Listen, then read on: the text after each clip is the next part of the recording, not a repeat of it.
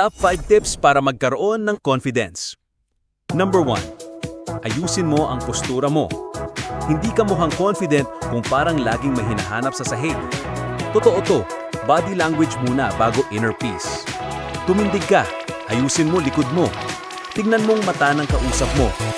Kahit di ka pasigurado sa sarili mo, pag confident ang katawan mo, susunod na rin ang utak mo. Number 2. Magsalita ka kahit nanginginig. Kasi hindi mo marirealize na kaya mo kung tatahimik ka lang. Gusto mong matutong humarap sa tao? Umpisahan mo sa pagtigil ng pagbulong sa sarili mong mga pangarap. Oo, kakabahan ka. Oo, baka ma-judge ka. Pero di mo kailangan maging perpekto. Kailangan mo lang magsimula. Number 3.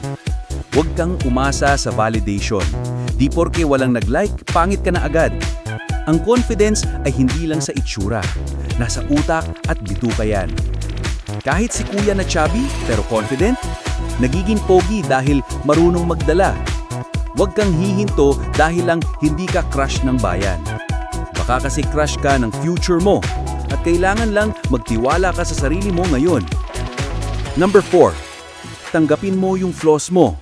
Kasi kahit i-deny mo yan, kita pa rin. So might as well own it. Maitim ka?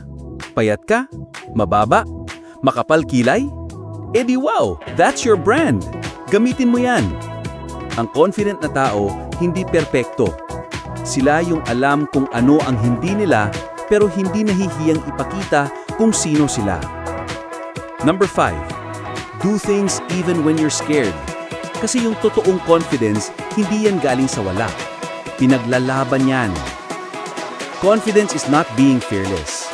It's doing what needs to be done kahit nilalamig na kilikili mo. Kung palagi kang iwas ngiti, iwas harap, iwas laban, edi hindi ka talaga aabante. Practice lang yan. Parang pagjojowa.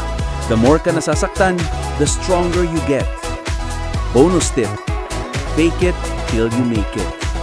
Pero wag mong i-fake ang sarili mong halaga.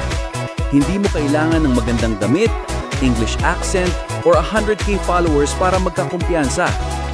Kailangan mo lang maniwala na kahit anong version mo ngayon, may karapatang magsalita, magpakita, at magtagumpay.